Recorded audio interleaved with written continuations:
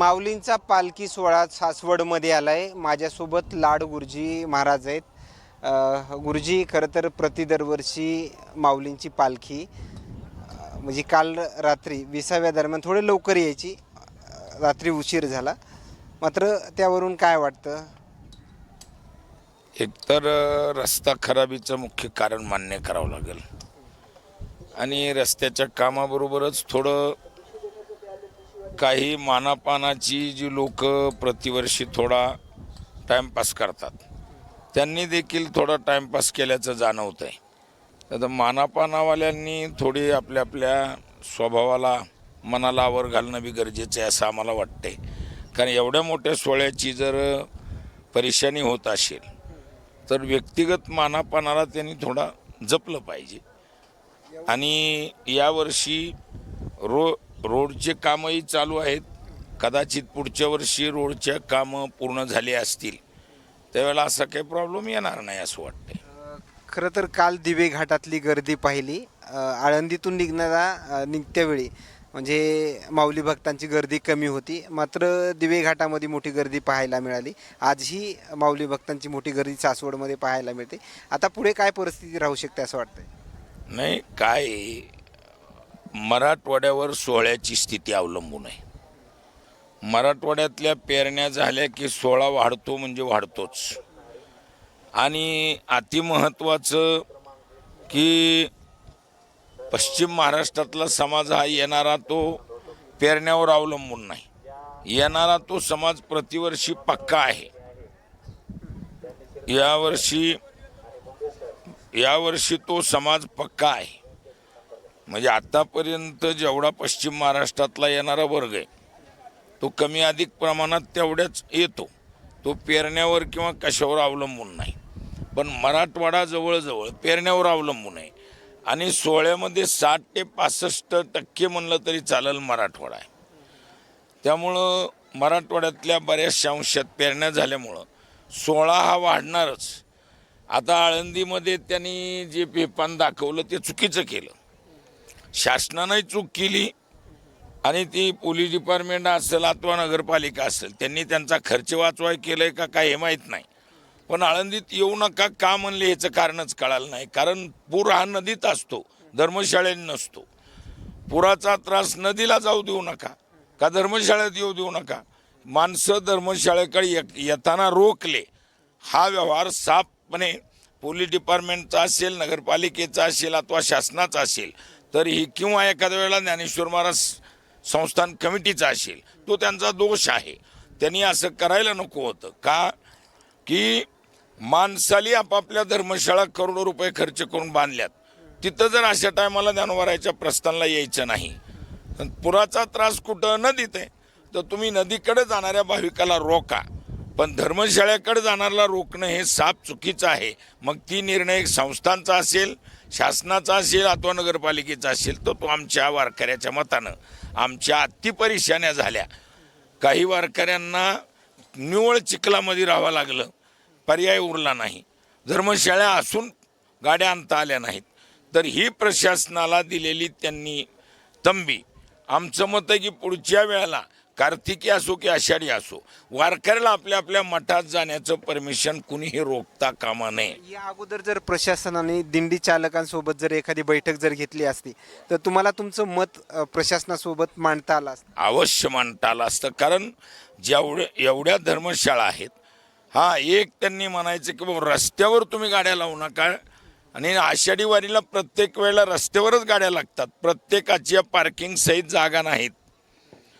प्रत्येकाच्या मठात 4-4 ट्रका लावण्या एवढ्या जागा नाहीत पार्किंगच्या. रोडवर गाड्या लावायची आतापर्यंत पहिल्यापासून चलत आली पद्धत आहे.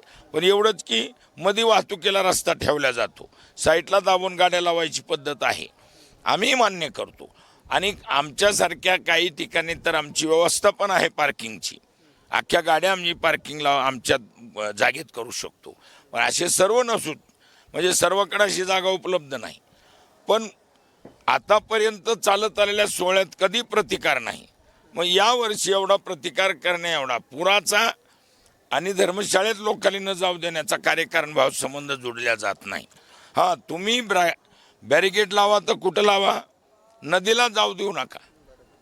तर ही धोका टाळण्यासाठी नदीला न जाऊ देणं उचित आहे, पण आळंदीलाच न येऊ देणं हा व्यवहार साफ संस्थांचा असेल, शासनाचा असेल, आमच्या वारकऱ्याच्या मतानं तो चुकीचा निर्णय आहे.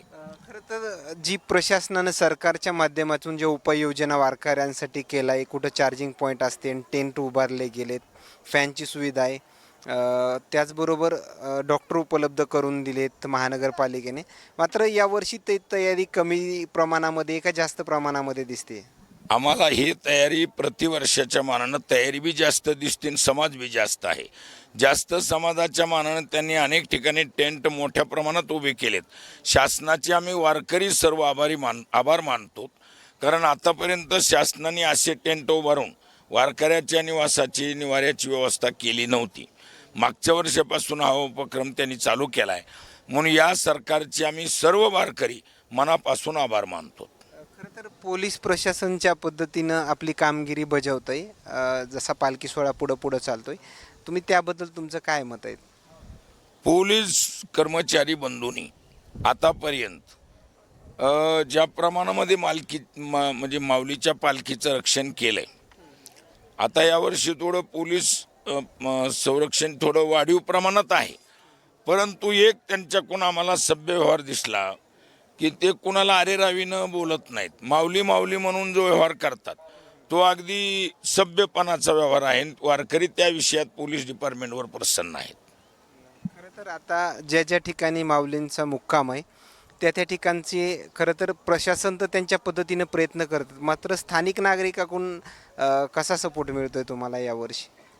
आता कसं आहे, पोलीस प्रशासन असेल अथवा एवं शासन असेल, शासन प्रशासन जरी सोहळ्याबद्दल सहानुभूती घडवीत असलं तरी स्थानिकचं बी तितकंच महत्त्व मानलं जात आहे. तर माझ्या माहितीप्रमाणे आम्ही ज्या ठिकाणी मुक्कामाला हा सोहळे राहते, सासवड असेल, जेजुरी असेल, वाला असेल, तर स्थानिकची माणसं अंतःकरणापासून वर्षभर माऊलीची वाट बघतात, वारकऱ्याची वाट बघतात. अशा पद्धतीचं त्यांच्याकडून आज बी आम्हाला सहानुभूती मिळते.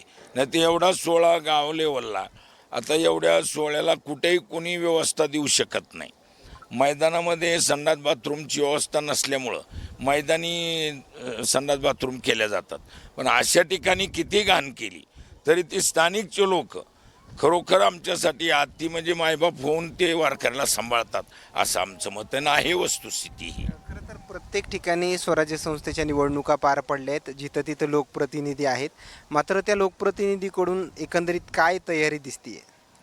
लोकप्रतिनिधीकडून आम्हाला काय असं प्रत्यक्ष रूपानं ॲडव्हर्टाईज म्हणून बोर्ड लावणं आणि त्यामधून काही करणं, तर तो प्रकार हा त्यांच्या प्रसिद्धीचा विषय असं आमचं मत आहे.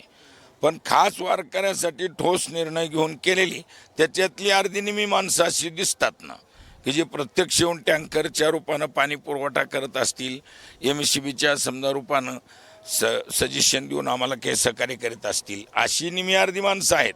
पण संपूर्ण माणसं जी म्हणावीत तेवढ्या प्रमाणात सहकार्यात उतरलीत नाहीत, असं आमचं मत आहे. खरं तर पालखी सोहळ्यामध्ये तरुणांची संख्या असेल, काय यावर्षीची काय परिस्थिती दिसतीये? तरुणांची संख्या वाढली की कमी झाली? यावर्षी तरुण वर्ग सुद्धा प्रमाणापेक्षा जास्त दिसतोय.